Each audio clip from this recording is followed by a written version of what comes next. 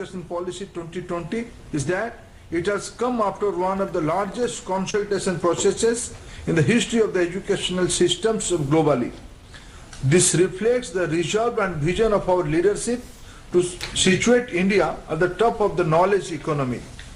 As we celebrate Amrita Mahotsav, or 75 years of India's independence, the NEP will be the guiding philosophy that will nurture, inspire, influence and groom children who today fall between the ages of 5 and 15 years.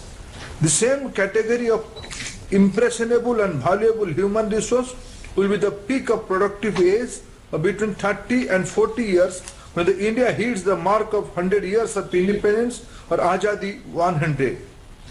New Education Policy 2020 prepares this age group as global citizens who exhibit the keen disposition to shoulder collective responsibilities in the face of natural disasters or finding solutions for issues that confront humanity as a whole, solutions that cut across boundaries of culture.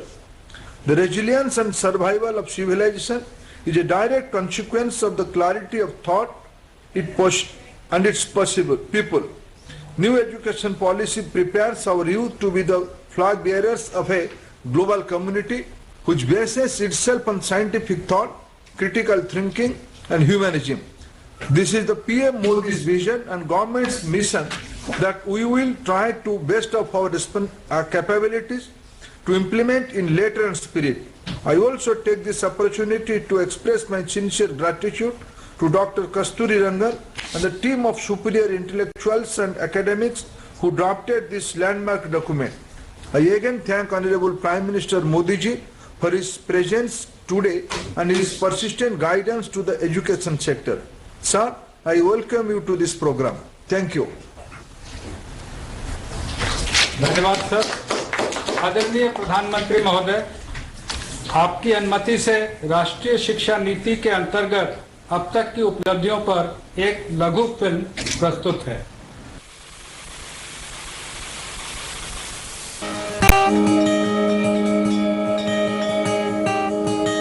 29 जुलाई 2020 को भारत सरकार 34 वर्षों के अंतराल के बाद एक नई राष्ट्रीय शिक्षा नीति लेकर आई। उद्देश्य था नई पीढ़ी को नई सदी की मांग के अनुरूप योग्य बनाना। ये पॉलिसी 21वीं सदी के नौजवानों की सोच, उनकी जरूरतें, उनकी आशाओं, अपेक्षाओं और आकांक्षाओं को देखते हुए बनाने का व्यापक प्रयास हुआ है। राष्ट्रीय शिक्षा नीति में ऑनलाइन शिक्षा को प्राथमिकता और प्रोत्साहन दोनों दिया गया है, जिसके सफल परिणाम कोरोना महामारी के दौरान भी सामने आए। पीएम ई विद्या कार्यक्रम के अंतर्गत ऑनलाइन, टेलीविजन एवं कम्युनिटी रेडियो के माध्यम से पढ़ना लिखना चालू रहा। One nation one digital platform से प्रेरित दीक्षा में स्कूल पाठ्यक्रम पर आधारित 1,85,000 से अधिक ई कंटेंट 32 भाषाओं में उपलब्ध किए गए। एक वर्ष में इस प्लेटफॉर्म पर हिट्स की संख्या 200 करोड़ से बढ़कर 2300 करोड़ हो गई है। जेईई एंड नीट की ऑनलाइन परीक्षाएं भी हुई, जिससे किसी विद्यार्थी का कोई सत्र व्यर्थ नहीं होने दिया गया। अभी नया सिस्टम आ गया, ऑनलाइन क्लासेस होने लगी है, तो जो हम स्कूल नहीं जा पा रहे थे, अब हम वो घर से पढ़ सकते हैं। यूजीसी ने ऑनलाइन शिक्षण के नए दिशा निर्देश जारी किए। ऑनलाइन कार्यक्रमों की संख्या अब 37 से बढ़कर 216 और संस्थाओं की संख्या 7 से बढ़कर अब 41 हो गई है। ऑनलाइन शिक्षण के लिए निर्मित स्वयं MOOCs पोर्टल, जिस पर वर्तमान में 814 डिग्री और डिप्लोमा कोर्स उपलब्ध हैं। गत वर्ष में 54 लाख छात्रों ने उस पर एनरोलमेंट कराया। इस नई नीति से भारत में पढ़ने आए विदेशी बच्चों को भी हमारी सुदृढ़ व्यवस्था का लाभ मिला है। I'm from Cameroon. I'm very thankful for the government of India to give me the opportunity to pass off my education here in this great university. एक तरफ निष्ठा के अंतर्गत लगभग 24 लाख प्रारंभिक स्तर के शिक्षकों को प्रशिक्षित किया गया है, तो गत एक वर्ष में स्किल डेवलपमेंट मंत्रालय द्वारा 1 लाख स्वास्थ्य कर्मचारियों को भी प्रशिक्षित किया। राष्ट्रीय शिक्षा नीति के अंतर्गत सार्थक की रचना हुई, जो स्कूली शिक्षा में राष्ट्रीय शिक्षा नीति के सुचारू क्रियान्वयन के लिए एक कॉम्प्रिहेंसिव एक्शन प्लान है।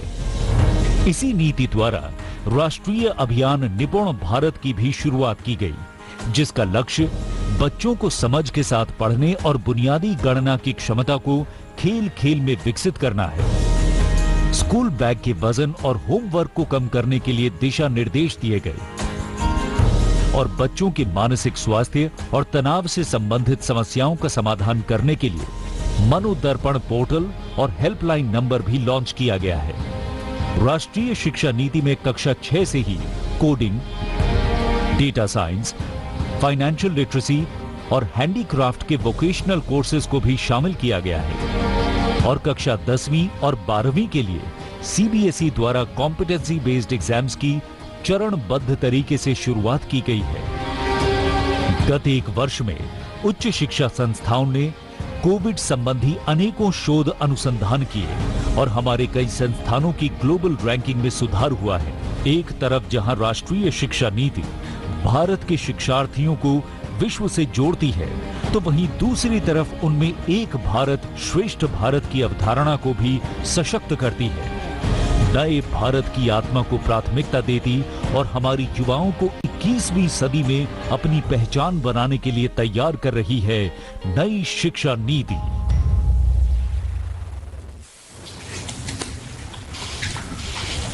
अब मैं माननीय प्रधानमंत्री जी से अनुरोध करूंगा कि वो शिक्षा नीति के अंतर्गत लिए गए हमारे कुछ पहलों का कृपया बटन दबाकर उद्घाटन करें। विद्या प्रवेश कक्षा 1 की तैयारी को सुनिश्चित करने के लिए राष्ट्रीय शिक्षा नीति के सुझावों पर NCERT द्वारा बच्चों के लिए 3 माह का स्कूल प्रिपरेशन मॉड्यूल विद्या प्रवेश तैयार किया गया है। इस पाठ्यक्रम में अक्षर, ध्वनि, शब्द, रंग, आकार और संख्या सीखने के लिए रोचक गतिविधियां हैं। इसके द्वारा बच्चों की पूर्व साक्षरता, पूर्व गणना और सामाजिक कौशल का विकास होगा। विद्या प्रवेश का लक्ष्य है शिक्षा के प्रारंभ से ही आधारशिला को मजबूत करना, ताकि सब समान रूप से समझ सकें, पढ़ सकें और बढ़ सकें। Indian sign language. पहचान कर मेरी सीमाएं और सामर्थ्य। किताब और अधिगम सामग्री अब उपलब्ध है भारतीय भाषाओं के समक्ष, भारतीय सांकेतिक भाषा में भी। सभी विद्यार्थियों और शिक्षकों के लिए ISLRTC, NIOS और NCERT ने कक्षा 1 से 12 तक के 1200 से भी ज्यादा शैक्षिक वीडियो कार्यक्रमों को भारतीय सांकेतिक भाषा में बनाया है, जो दीक्षा मंच पर उपलब्ध है। अब मैं हूँ सबके साथ और सब है मेरे साथ। निष्ठा 2.0 दुनिया का सबसे बड़ा शिक्षक प्रशिक्षण कार्यक्रम, ताकि शिक्षक बच्चों की प्रतिभा को परखकर विकसित कर सके। प्राथमिक स्तर पर शिक्षकों के प्रशिक्षण के बाद अब निष्ठा अपने नवनिर्मित 68 मॉड्यूल द्वारा माध्यमिक स्तर के 10 लाख शिक्षकों को प्रशिक्षित करने के लिए तैयार और प्रतिबद्ध है। निष्ठा 2.0 स्कूल प्रमुखों और शिक्षकों की समग्र प्रगति को सुनिश्चित करने हेतु राष्ट्रीय पहल। सफल structured assessment for analysing learning. CBSE के 25,000 स्कूल्स के ग्रेड 3, 5 और 8 के 50 लाख बच्चों के लिए तैयार किया गया है। इस कॉम्पिटेंसी बेस्ड असेसमेंट सफल में बच्चों का core concepts, application based questions, high order thinking skills द्वारा आंकलन किया जाएगा। आर्टिफिशियल इंटेलिजेंस नई दुनिया का एक ईंधन है। भारत की AI रणनीति AI फॉर ऑल की सोच पर बनाई गई है।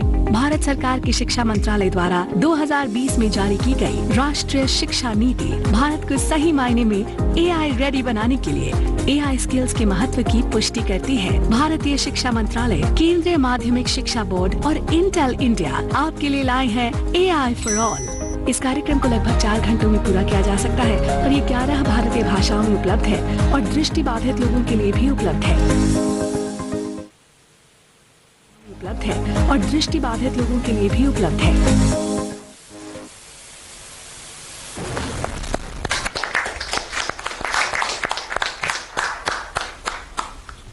अब मैं माननीय प्रधानमंत्री जी से एक बार फिर अनुरोध करूंगा कि वे हमारे कुछ अन्य पहलों का कृपया बटन दबाकर उद्घाटन करें।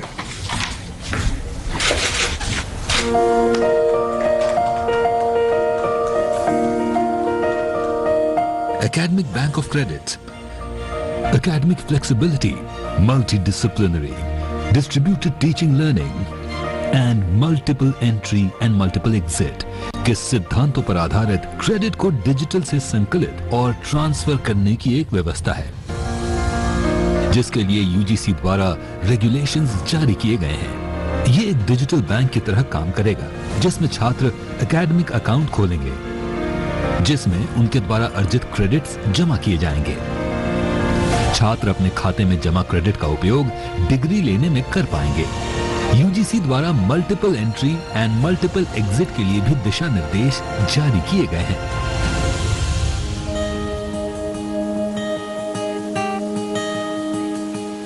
नई शिक्षा नीति का उद्देश्य छात्रों के समग्र विकास को सुनिश्चित करना है। AICTE ने 11 क्षेत्रीय भाषाओं में अनुवाद के लिए artificial intelligence based software develop किया है। शिक्षा को सभी की पहुंच में लाने के लिए इस सॉफ्टवेयर के माध्यम से क्षेत्रीय भाषाओं में पाठ्यक्रम तैयार किए गए हैं। Internationalisation of higher education. भारतीय और विदेशी उच्च शिक्षण संस्थानों के बीच परस्पर सहयोग बढ़े। इसके लिए यूजीसी ने क्रेडिट ट्रांसफर के साथ उच्च शिक्षण संस्थानों के बीच ट्विनिंग व्यवस्था के लिए दिशा निर्देश तैयार किए हैं। इससे जहां हमारे छात्रों को ग्लोबल स्तर की शिक्षा का लाभ मिलेगा, वहीं विदेशी छात्रों के आने से विश्व पटल पर हमारी संस्थाओं की साख बढ़ेगी। NDEAR, national digital education architecture, digital first की सोच पर आधारित शिक्षा का सबसे बड़ा डिजिटल इंफ्रास्ट्रक्चर होगा। ये ओपन सोर्स और ओपन स्टैंडर्ड पर आधारित होगा, ताकि राज्य, केंद्र शासित प्रदेश, प्राइवेट एंटरप्रेन्योर्स इस इंफ्रास्ट्रक्चर का इस्तेमाल करके innovative future ready education solution बनाएंगे। ये एक ऐसा डिजिटल इंफ्रास्ट्रक्चर है जहां टीचिंग, लर्निंग, प्लानिंग और गवर्नेंस को एक साथ जोड़ा जाएगा, जिसका लाभ देश के हर स्कूल से लेकर कॉलेज के विद्यार्थी, शिक्षक समुदाय और अभिभावक ले सकेंगे। डिजिटल भारत में शिक्षा पर सबका समान अधिकार हो, इस दिशा में क्रांतिकारी प्रयास है NDEAR, स्कूल शिक्षा विभाग तथा IT मंत्रालय द्वारा तैयार किया गया national digital education architecture. National educational technology forum शिक्षा के विभिन्न आयामों में टेक्नोलॉजी के इस्तेमाल के लिए एक राष्ट्रीय मंच का निर्माण है। NETF प्रशासन, शिक्षण, मूल्यांकन, नियोजन आदि आयामों में टेक्नोलॉजी के उपयोग पर केंद्रीय एवं राज्य सरकार को परामर्श देगा। NETF शिक्षा के क्षेत्र में artificial intelligence, machine learning, blockchain technology और अन्य प्रकार के सॉफ्टवेयर द्वारा KG से PG तक शिक्षण और सीखने के तरीके में रचनात्मक बदलाव लाएगा, ताकि देश 21वीं सदी में वर्ल्ड एजुकेशन लीडर के रूप में छलांग लगा सके।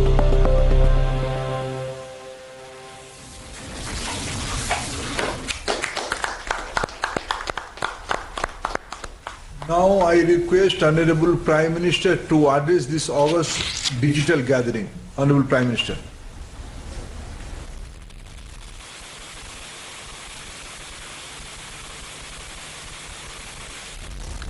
नमस्कार। कार्यक्रम में मेरे साथ जुड़ रहे कैबिनेट के मेरे सभी सहयोगीगण, राज्यों के माननीय राज्यपाल, सभी सम्मानित मुख्यमंत्री, उप मुख्यमंत्री, राज्य सरकारों के मंत्रीगण, उपस्थित शिक्षाविद, अध्यापकगण, सभी अभिभावक और मेरे प्रिय युवा साथियों, नई राष्ट्रीय शिक्षा नीति को 1 साल पूरा होने पर सभी देशवासियों और विशेषकर सभी विद्यार्थियों को बहुत बहुत शुभकामनाएं। बीते 1 वर्ष में देश के आप सभी महानुभावों, शिक्षकों, प्रधानाचार्यों, नीतिकारों ने राष्ट्रीय शिक्षा नीति को धरातल पर उतारने में बहुत मेहनत की है। कोरोना के इस काल में भी लाखों नागरिकों से, शिक्षकों, राज्यों, ऑटोनॉमस बॉडी से सुझाव लेकर टास्क फोर्स बनाकर नई शिक्षा नीति का चरणबद्ध तरीके से लागू किया जा रहा है। बीते 1 वर्ष में राष्ट्रीय शिक्षा नीति को आधार बनाकर अनेक बड़े फैसले लिए गए हैं। आज इसी कड़ी में मुझे बहुत सारी नई योजनाएं, नए इनिशिएटिव्स, इसकी शुरुआत करने का सौभाग्य मिला है। साथियों, ये महत्वपूर्ण अवसर ऐसे समय में आया है जब देश आजादी के 75 साल का अमृत महोत्सव मना रहा है। आज से कुछ ही दिन बाद 15 अगस्त को हम आजादी के 75वें साल में प्रवेश भी करने जा रहे हैं। एक तरह से नई राष्ट्रीय शिक्षा नीति का इम्प्लीमेंटेशन आजादी के अमृत महोत्सव का प्रमुख हिस्सा बन गया है। इतने बड़े महापर्व के बीच राष्ट्रीय शिक्षा नीति के तहत आज शुरू हुई योजनाएं नए भारत के निर्माण में बहुत बड़ी भूमिका निभाएगी। भारत के जिस सुनहरे भविष्य के संकल्प के साथ आज हम आजादी का अमृत महोत्सव मना रहे हैं, उस भविष्य की ओर हमें आज की नई पीढ़ी ही ले जाएगी।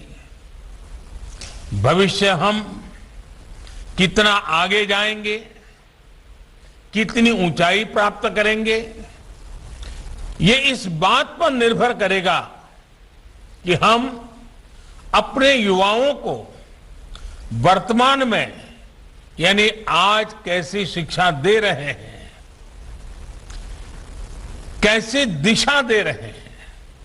इसलिए मैं मानता हूं भारत की नई राष्ट्रीय शिक्षा नीति राष्ट्र निर्माण के महायज्ञ में बड़े फैक्टर में से एक है और इसलिए देश ने इस शिक्षा नीति को इतना आधुनिक बनाया है, इतना फ्यूचर रेडी रखा है।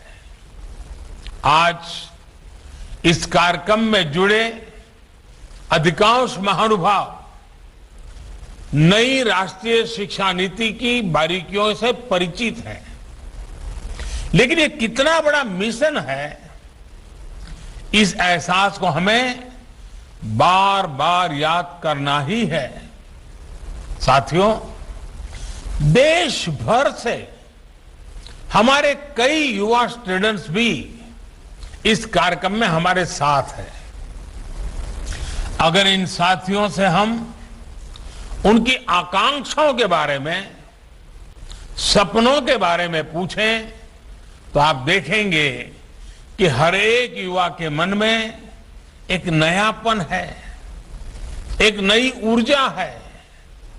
हमारा युवा बदलाव के लिए पूरी तरह से तैयार है, वो इंतजार नहीं करना चाहता। हम सब ने देखा है कोरोना काल में कैसे हमारी शिक्षा व्यवस्था के सामने इतनी बड़ी चुनौती आई। स्टूडेंट्स की पढ़ाई का जीवन का ढंग बदल गया, लेकिन देश के विद्यार्थियों ने तेजी से इस बदलाव को एडप्ट किया। ऑनलाइन एजुकेशन अब एक सहज चलन बनती जा रही है।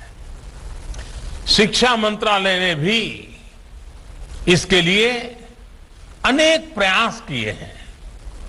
मंत्रालय ने दीक्षा प्लेटफॉर्म शुरू किया, स्वयं पोर्टल पर पाठ्यक्रम शुरू किए। आज हमारे स्टूडेंट्स पूरे जोश से इनका हिस्सा बन गए। दीक्षा पोर्टल पर मुझे बताया गया कि पिछले एक साल में 2300 करोड़ से ज्यादा हिट होना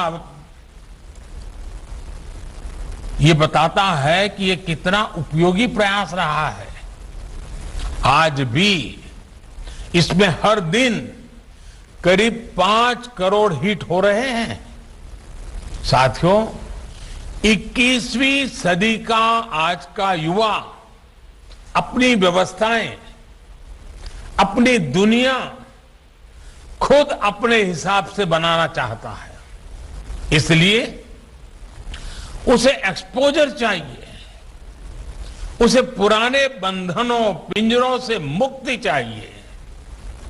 आप देखिए, आज छोटे छोटे गांवों से, कस्बों से निकलने वाले युवा कैसे कैसे कमाल कर रहे हैं। इन्हीं दूर दराज इलाकों और सामान्य परिवारों से आने वाले युवा आज टोक्यो ओलंपिक्स में देश का झंडा बुलंद कर रहे हैं, भारत को नई पहचान दे रहे हैं। ऐसे ही करोड़ों युवा आज अलग अलग क्षेत्रों में असाधारण काम कर रहे हैं, असाधारण लक्ष्यों की नींव रख रहे हैं। कोई कला और संस्कृति के क्षेत्र में पुरातन और आधुनिक के फ्यूजन से नई विधाओं को जन्म दे रहा है। कोई रोबोटिक्स के क्षेत्र में कभी साईफाई मानी जाने वाली कल्पनाओं को हकीकत में बदल रहा है। कोई आर्टिफिशियल इंटेलिजेंस के क्षेत्र में मानवीय क्षमताओं को नई ऊंचाई दे रहा है, तो कोई मशीन लर्निंग में नए माइलस्टोन्स की तैयारी कर रहा है। यानी हर क्षेत्र में भारत के युवा अपना परचम लहराने के लिए आगे बढ़ रहे हैं। यही युवा भारत के स्टार्टअप इकोसिस्टम को रिवॉल्यूशनलाइज कर रहे हैं। इंडस्ट्री 4.0 में भारत के नेतृत्व को तैयार कर रहे हैं और डिजिटल इंडिया को नई गति दे रहे हैं। आप कल्पना करिए, इस युवा पीढ़ी को जब इनके सपनों के अनुरूप वातावरण मिलेगा तो इतनी शक्ति कितनी ज्यादा बढ़ जाएगी। और इसलिए नई राष्ट्रीय शिक्षा नीति युवाओं को ये विश्वास दिलाती है कि देश अब पूरी तरह से उनके साथ है, उनके हौसलों के साथ है। जिस आर्टिफिशियल इंटेलिजेंस के प्रोग्राम को अभी लॉन्च किया गया है, वो भी हमारे युवाओं को फ्यूचर ओरिएंटेड बनाएगा, एआई ड्रिवन इकोनॉमी के रास्ते खोलेगा। शिक्षा में ये डिजिटल रिवॉल्यूशन पूरे देश में एक साथ आए, गांव शहर सब समान रूप से डिजिटल लर्निंग से जुड़े, इसका भी ख्याल रखा गया है। नेशनल डिजिटल एजुकेशन आर्किटेक्चर यानी एनडीआर और national education technology forum NETF इस दिशा में पूरे देश में डिजिटल और टेक्नोलॉजिकल फ्रेमवर्क उपलब्ध कराने में अहम भूमिका निभाएंगे। युवा मन जिस दिशा में भी सोचना चाहे, खुले आकाश में जैसे उड़ना चाहे, देश की नई शिक्षा व्यवस्था उसे वैसे ही अवसर उपलब्ध कराएगी। साथियों, बीते एक वर्ष में आपने भी ये महसूस किया होगा कि राष्ट्रीय शिक्षा नीति को किसी भी तरह के दबाव से मुक्त रखा गया है। जो ओपननेस पॉलिसी के लेवल पे है, वही ओपननेस स्टूडेंट्स को मिल रहे विकल्पों में भी है। अब स्टूडेंट्स कितना पढ़े, कितना समय तक पढ़े, ये सिर्फ बोर्ड्स और यूनिवर्सिटी नहीं तय करेगा। इस फैसले में स्टूडेंट्स की भी सहभागिता होगी। मल्टीपल एंट्री एंड एग्जिट की जो व्यवस्था आज शुरू हुई है, इसने स्टूडेंट्स को एक ही क्लास और एक ही कोर्स में जकड़े रहने की मजबूरी से मुक्त कर दिया है। आधुनिक टेक्नोलॉजी पर आधारित एकेडमिक बैंक ऑफ क्रेडिट, इस सिस्टम से इस दिशा में स्टूडेंट्स के लिए रिवॉल्यूशनरी चेंज आने वाला है। अब हर युवा अपनी रुचि में, अपनी सुविधा से कभी भी एक स्ट्रीम को चूज कर सकता है, छोड़ सकता है। अब कोई कोर्स सेलेक्ट करते समय ये डर भी नहीं रहेगा कि अगर हमारे डिसीजन गलत हो गया तो क्या होगा। इसी तरह structured assessment for analysing learning levels, यानी सफल के जरिए स्टूडेंट्स के आकलन की भी वैज्ञानिक व्यवस्था शुरू हुई है। ये व्यवस्था आने वाले समय में स्टूडेंट्स को परीक्षा के डर से भी मुक्ति दिलाएगी। ये डर जब युवा मन से निकलेगा तो नए नए स्किल लेने का साहस और नए नए इनोवेशंस का नया दौर शुरू होगा। संभावनाएं असीम विस्तार होगी। इसलिए मैं फिर कहूंगा कि आज नई राष्ट्रीय शिक्षा नीति के तहत जो ये नए कार्यक्रम शुरू हुए हैं, उनमें भारत का भाग्य बदलने का सामर्थ्य है। साथियों, आपने दशकों से ये माहौल देखा है। जब समझा जाता था कि अच्छी पढ़ाई करने के लिए विदेशी जाना होगा, लेकिन अच्छी पढ़ाई के लिए विदेशों से स्टूडेंट्स भारत आए, बेस्ट इंस्टीट्यूशंस भारत आए, ये अब हम देखने जा रहे हैं। ये जानकारी बहुत उत्साह बढ़ाने वाली है कि देश की 150 से ज्यादा यूनिवर्सिटीज में ऑफिस ऑफ इंटरनेशनल अफेयर्स स्थापित किए जा चुके हैं। भारत के हायर एजुकेशन इंस्टीट्यूट्स अंतर्राष्ट्रीय स्तर पर रिसर्च और एकेडमिक में और आगे बढ़े, इसके लिए आज नई गाइडलाइंस भी जारी की गई है। साथियों, आज बन रही संभावनाओं को साकार करने के लिए हमारे युवाओं को दुनिया से एक कदम आगे होना पड़ेगा। एक कदम आगे का सोचना ही पड़ेगा। हेल्थ हो, डिफेंस हो, इंफ्रास्ट्रक्चर हो, टेक्नोलॉजी हो, देश को हर दिशा में समर्थ और आत्मनिर्भर होना होगा।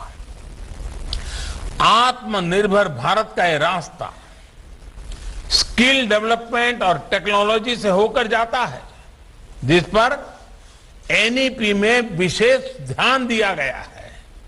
मुझे खुशी है कि बीते एक साल में 1200 से ज्यादा उच्च शिक्षा संस्थानों में स्किल डेवलपमेंट से जुड़े सैकड़ों नए कोर्सेज को मंजूरी दी गई है। साथियों, शिक्षा के विषय में पूज्य बापू महात्मा गांधी कहा करते थे, राष्ट्रीय शिक्षा को सच्चे अर्थों में राष्ट्रीय होने के लिए राष्ट्रीय परिस्थितियों को रिफ्लेक्ट करना चाहिए। बापू के इसी दूरदर्शी विचार को पूरा करने के लिए स्थानीय भाषाओं में मदर लैंग्वेज में शिक्षा का विचार एनईपी में रखा गया है। अब हायर एजुकेशन में मीडियम ऑफ इंस्ट्रक्शन के इसके लिए स्थानीय भाषाओं में भी एक विकल्प होगी। मुझे खुशी है कि 8 राज्यों के 14 इंजीनियरिंग कॉलेज 5 भारतीय भाषाएं हिंदी, तमिल, तेलुगु, मराठी और बांग्ला में इंजीनियरिंग की पढ़ाई शुरू करने जा रहे हैं। इंजीनियरिंग के कोर्स का 11 भारतीय भाषाओं में ट्रांसलेशन के लिए एक टूल भी डेवलप किया जा चुका है। क्षेत्रीय भाषा में अपनी पढ़ाई शुरू करने जा रहे छात्र छात्राओं को मैं विशेष बधाई देना चाहता हूं। इसका सबसे बड़ा लाभ देश के गरीब वर्ग को, गांव कस्बों में रहने वाले मध्यम वर्ग के स्टूडेंट्स को, दलित, पिछड़े और आदिवासी भाई बहनों को होगा। इन्हीं परिवारों से आने वाले बच्चों को सबसे ज्यादा लैंग्वेज डिवाइड का सामना करना पड़ता था। सबसे ज्यादा नुकसान इन्हीं परिवार के होनहार बच्चों को उठाना पड़ता था। मातृभाषा में पढ़ाई से गरीब बच्चों का आत्मविश्वास बढ़ेगा, उनके सामर्थ्य और प्रतिभा के साथ न्याय होगा। साथियों, प्रारंभिक शिक्षा में भी मातृभाषा को प्रोत्साहित करने का काम शुरू हो चुका है। जो विद्या प्रवेश प्रोग्राम आज लॉन्च किया गया, उसकी भी इसमें बहुत बड़ी भूमिका है। प्ले स्कूल का जो कंसेप्ट अभी तक बड़े शहरों तक ही सीमित है, विद्या प्रवेश के जरिए वो अब दूर दराज के स्कूलों तक जाएगा, गांव गांव जाएगा। ये प्रोग्राम आने वाले समय में यूनिवर्सल प्रोग्राम के तौर पर लागू होगा और राज्य भी अपनी अपनी जरूरत के हिसाब से इसे लागू करेंगे। यानी देश के किसी भी हिस्से में बच्चा अमीर का हो या गरीब का हो, उसकी पढ़ाई खेलते और हंसते हुए ही होगी, आसानी से होगी। इस दिशा का ये प्रयास है और जब शुरुआत मुस्कान के साथ होगी तो आगे सफलता का मार्ग भी आसानी से ही पूरा होगा। साथियों, आज एक और काम हुआ है जो मेरे हृदय के बहुत करीब है, बहुत संवेदनशील है।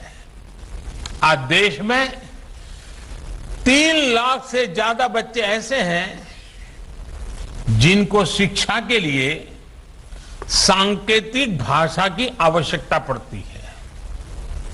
इसे समझते हुए भारतीय साइन लैंग्वेज को पहली बार एक भाषा विषय यानी एक सब्जेक्ट का दर्जा प्रदान किया गया है।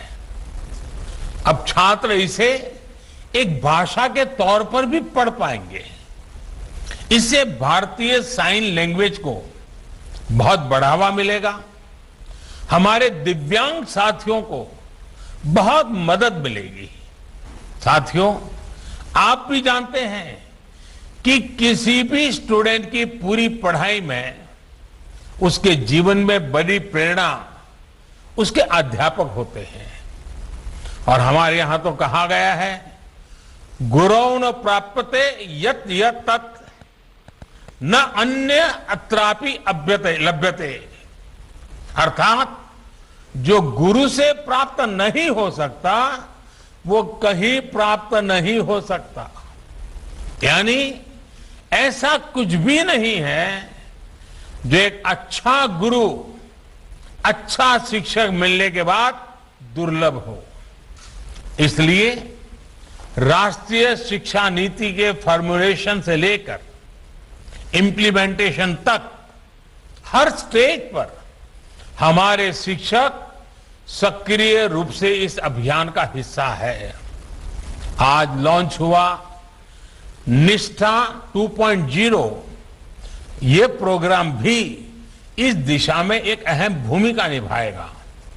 इस प्रोग्राम के जरिए देश के शिक्षकों को आधुनिक जरूरतों के हिसाब से ट्रेनिंग भी मिलेगी और वो अपने सुझाव भी विभाग को दे पाएंगे। मेरा आप सभी शिक्षकों से, एकेडमिशियन से अनुरोध है कि इन प्रयासों में बढ़ चढ़ करके हिस्सा लीजिए, अधिक से अधिक योगदान दीजिए। आप सभी शिक्षा के क्षेत्र में इतना अनुभव रखते हैं, व्यापक अनुभव के धारक है, इसलिए जब आप प्रयास करेंगे तो आपके प्रयास राष्ट्र को बहुत आगे लेकर जाएंगे। मैं मानता हूं कि इस कालखंड में हम जिस भी भूमिका में हैं, हम सौभाग्यशाली हैं कि हम इतने बड़े बदलावों के गवाह बन रहे हैं, इन बदलावों में सक्रिय भूमिका निभा रहे हैं। आपके जीवन में ये स्वर्णिम अवसर आया है कि आप देश के भविष्य का निर्माण करेंगे, भविष्य की रूपरेखा अपने हाथों में खींचेंगे। मुझे पूरा विश्वास है आने वाले समय में जैसे जैसे नई राष्ट्रीय शिक्षा नीति के अलग अलग फीचर्स हकीकत में बदलेंगे, हमारा देश एक नए युग का साक्षात्कार करेगा। जैसे जैसे हम अपनी युवा पीढ़ी को एक आधुनिक और राष्ट्रीय शिक्षा व्यवस्था से जोड़ते जाएंगे, देश आजादी के अमृत संकल्पों को हासिल करता जाएगा। इन्हीं शुभकामनाओं के साथ मैं अपनी बात समाप्त करता हूं। आप सब स्वस्थ रहें और नई ऊर्जा के साथ आगे बढ़ते रहें। बहुत बहुत धन्यवाद।